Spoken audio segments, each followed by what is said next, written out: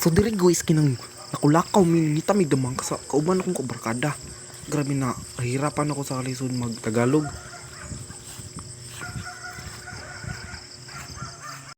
At sa hindi ako nagdugay naglakaw, nakita ako ng damang. Malaki to guys, hindi lang klaro kasi blurred ng ating kamera. Wahahaha!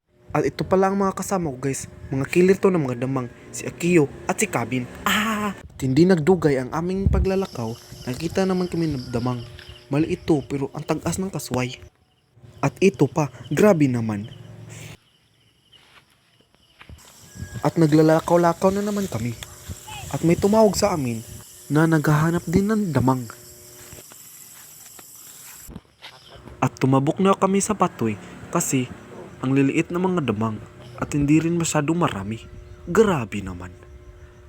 Ito na talaga. Ang daming mga species na lumulupad sa aking muka. At naglalakaw kami at may nakita naman kaming damang. At ipapakita namin sa inyo ang lagayan na amin damang. Grabe talaga ang hirap magtagalog. Ang gawas din. Ang ka-blurred.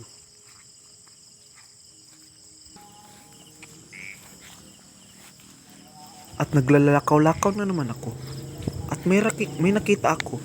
Ano to? Mas abay. Joke lang. At naglalakaw-lakaw ako.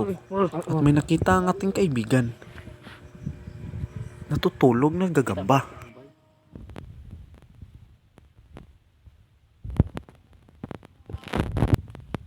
Ito pa, sobrang laki nito.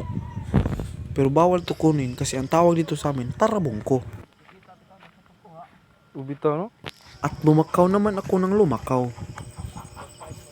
At may nakita akong gagamba na kulay orange. Grabe ang aggressive naman ito. Lumakaw na naman kami ng lumakaw. Grabe, walang katapusan na paglalakaw. At sa unahan nito ay may nakita kami na hindi inaasahang pangyayari. At ito ang mga sinasabi ko.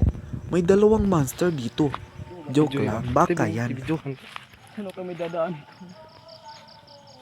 Nag-stop guys, inatangan ko. Dahil nakaharang sila, umagi na kami dito sa pinagbabawal. Sinisipon ako at may nakita kaming dalawang damang. Ito ang isa, hindi masyadong malaki, pero malaki. At ito naman ang isa, malaki ito. At kinuha na rin ng ating isang kaibigan ang gagamba.